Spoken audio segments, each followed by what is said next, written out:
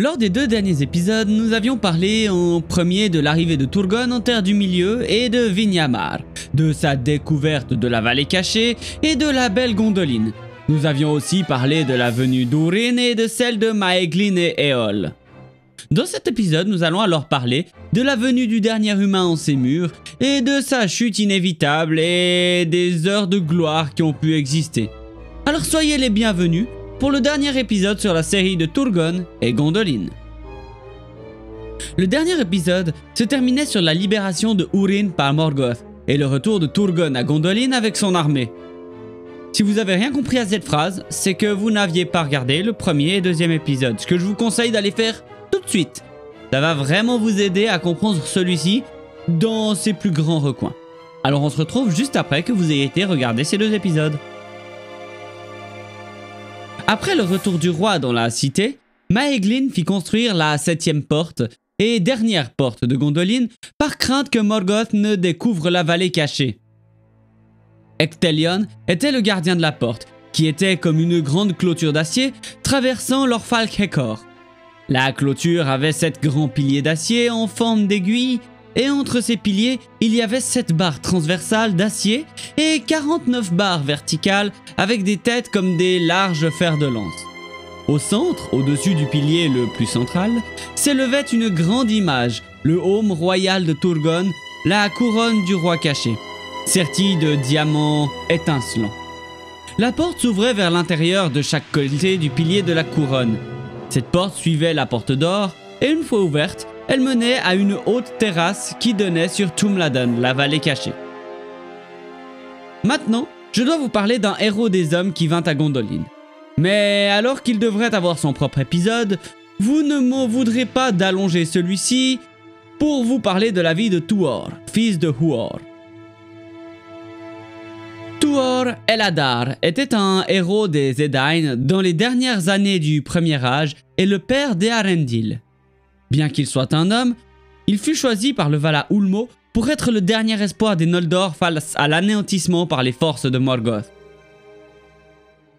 Né en l'hiver de l'année des larmes innombrables, la vie de Tuor coïncida avec la défaite finale des hommes et des Noldor en exil par les forces de Morgoth.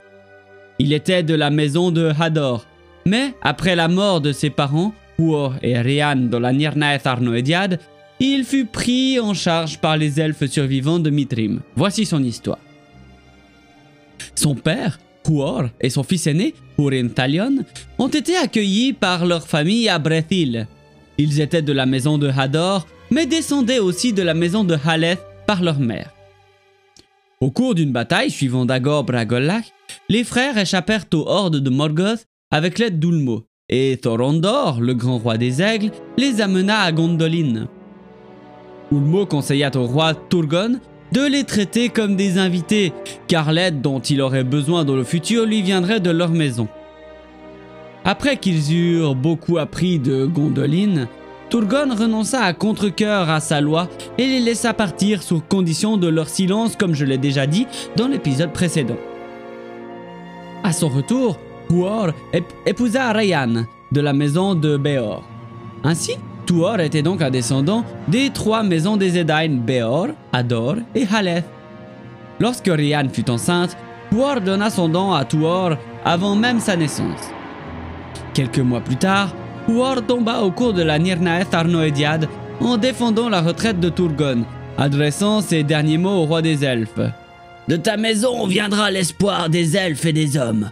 De toi et de moi naîtra une nouvelle étoile, dit-il alors que le roi des elfes repartait vers la vallée cachée. Après avoir entendu les nouvelles de la bataille, Rian fut désespéré et désespéré, et laissa Dorlomin pour errer seule dans la nature.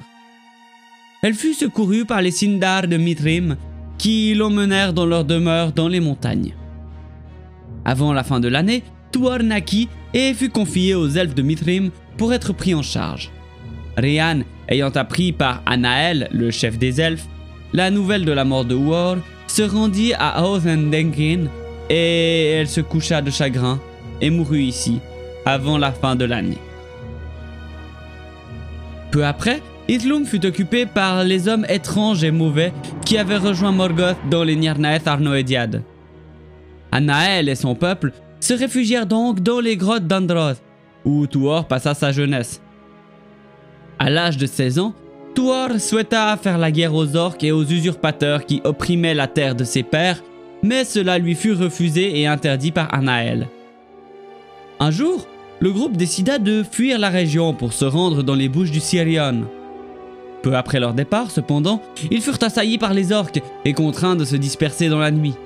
Tuor refusa de fuir et tint bon, tuant de nombreux ennemis avant d'être capturé. Il a alors été fait esclave de la maison de Lorgan, chef des Orientaux de Dor-lómin, pendant 3 ans.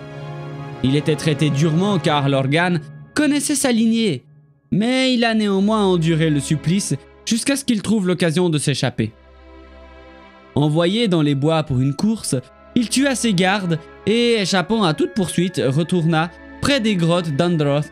Pendant les 4 années qui suivirent, il y vécut seul comme un hors-la-loi, tuant de nombreux orientaux qui avaient mis sa tête à prix.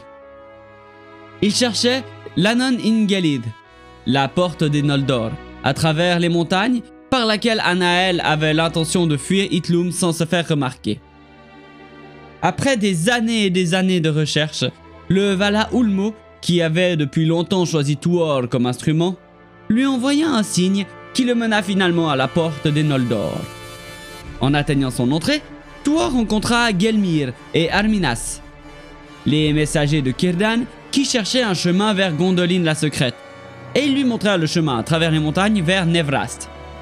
Si vous ne connaissez pas l'histoire mais avez suivi les 2 épisodes précédents, comme je le disais juste avant, vous commencez à deviner où tout ceci va mener.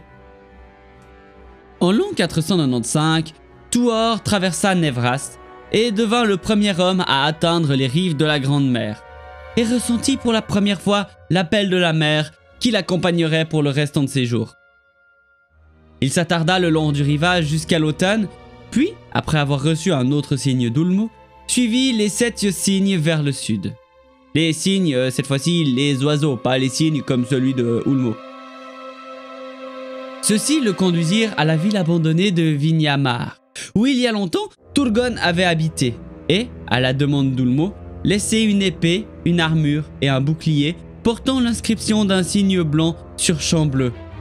Si cela vous rappelle un autre drapeau, vous êtes un vrai, et dites-moi quel drapeau cela vous rappelle dans les commentaires. Tuor prit ses armes et se dirigea vers le rivage. La cotte de maille était parfaitement à sa taille, l'armure tout de même, et le aume tout autant. L'épée était parfaite pour lui. Puis, au cours d'une grande tempête, le Seigneur des Eaux apparut enfin directement à Tuor, lui ordonnant de chercher la ville de Gondolin, et lui donnant un manteau qui avait le pouvoir de le cacher des ennemis. Le lendemain matin, il rencontra Voronwë, un elfe de Gondolin qui avait fait naufrage au large des côtes de Beleriand, avait été sauvé et amené à Vinyamar par Ulmo. Après avoir entendu Tuor prononcer les mots d'Ulmo, Voronwë accepta de guider Tuor vers la porte cachée de Gondolin. Voronwë conduit Tuor à travers Nuath, une terre désolée par le récent passage de Glaurung le dragon à Nargothrond. Au bassin d'Aethel Ivrin, Tuor aperçut brièvement son malheureux cousin, Turin, fils de Hurin, alors qu'il pleurait Finduilas. La seule fois où leurs 2 chemins se sont croisés d'ailleurs. J'ai déjà parlé de Turin si ça vous intéresse.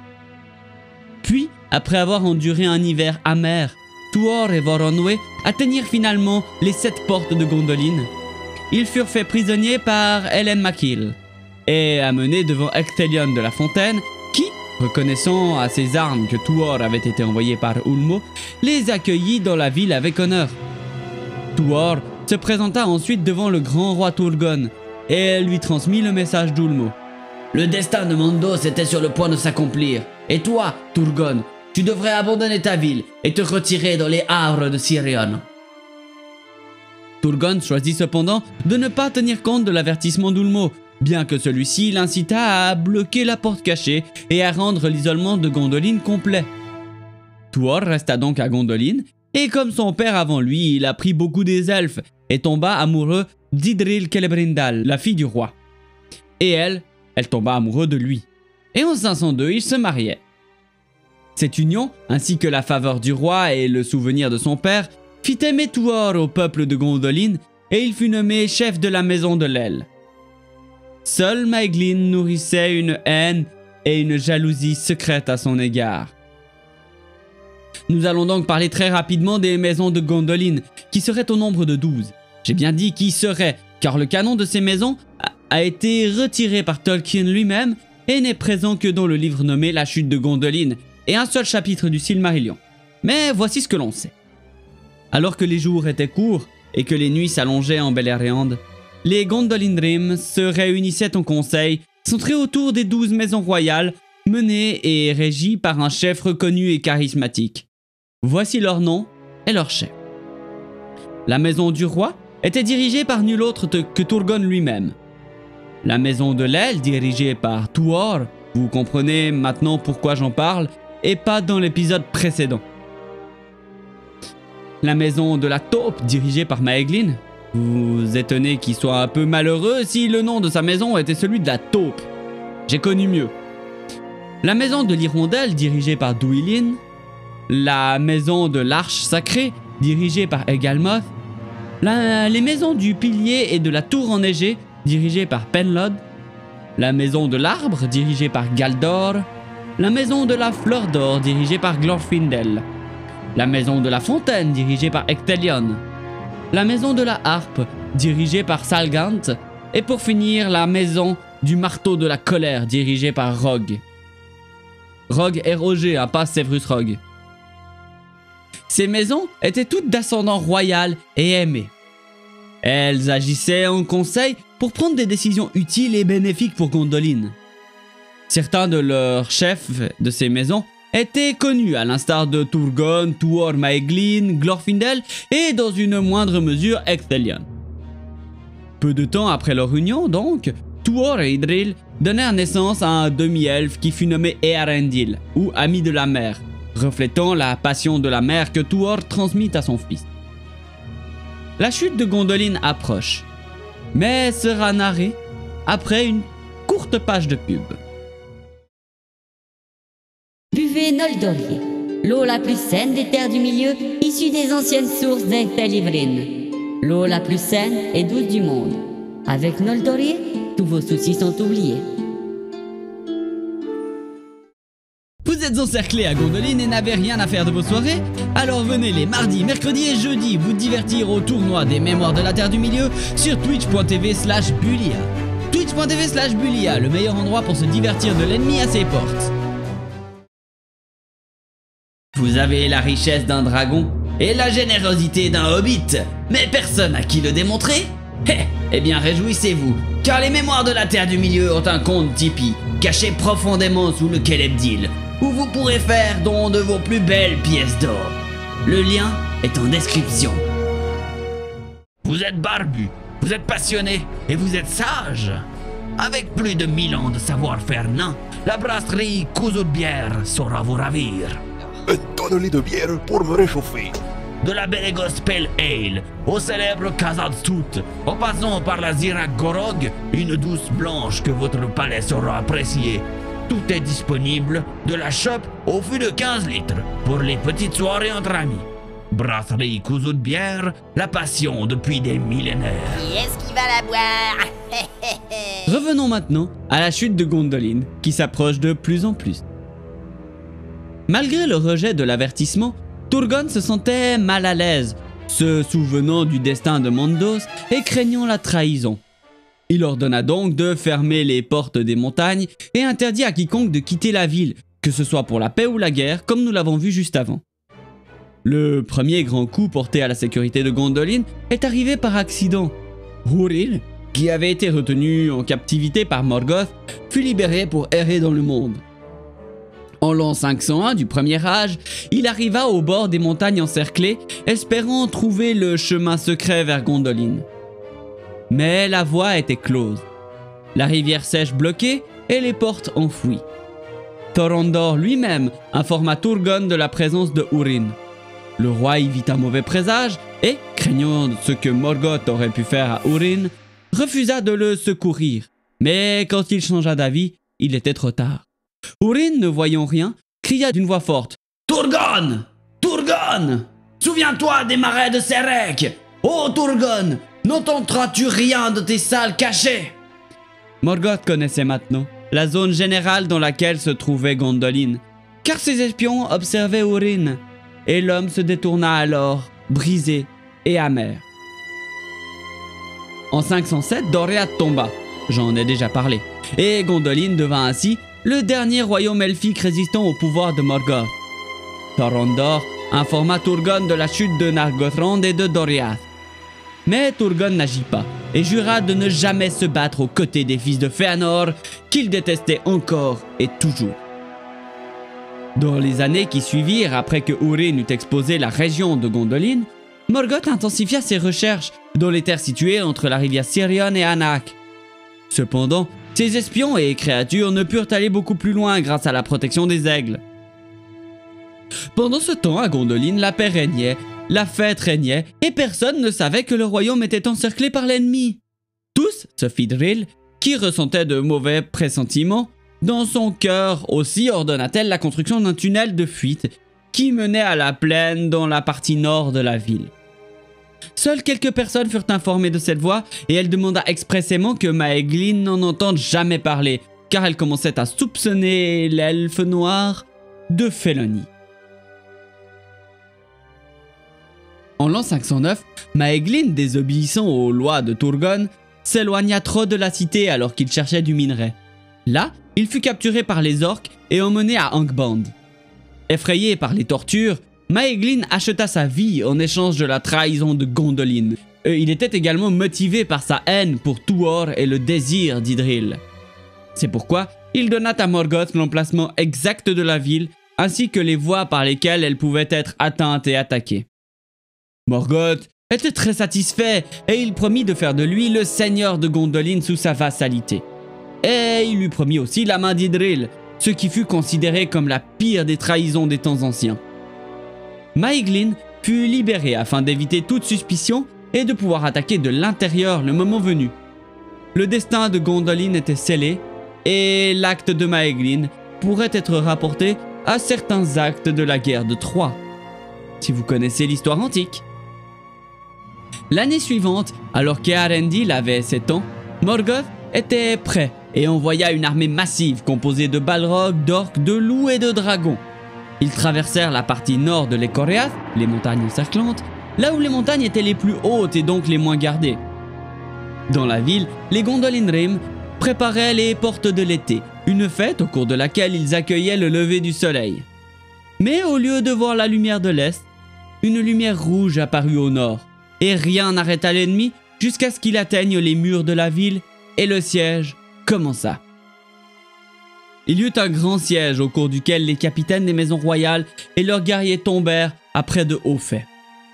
Les armées de Morgoth étaient innombrables devant les murs immaculés de la cité. Leur clameur s'élevait de la plaine grouillante tel un cri de bête incompréhensible. Toutefois, les capitaines et elfes de Turgon tenaient bon sur le blanc rempart de Gondolin. Les flèches criblaient et les catapultes montées à la hâte par l'armée d'Angband tiraient haut contre les murs.